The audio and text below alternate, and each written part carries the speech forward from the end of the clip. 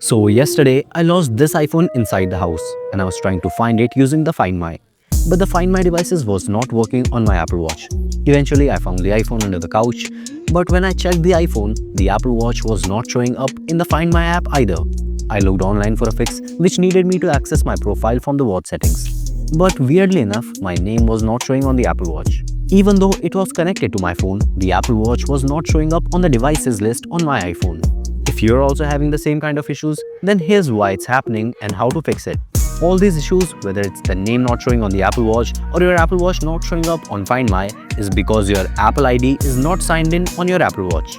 Yes, it's possible that your Apple Watch is connected to your iPhone, you're receiving calls on it, apps are being mirrored, and still you're not signed in on the watch. Naturally, you can't fix it from the watch itself as it won't show your Apple ID.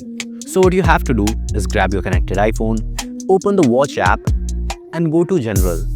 There, select Apple account and proceed to sign in. As soon as you do, it will immediately pop up on your Apple Watch and you'll see all the devices associated with this Apple account are now listed here. And in the Find My mobile application, you can see that the Apple Watch is now visible here. That's it for this one.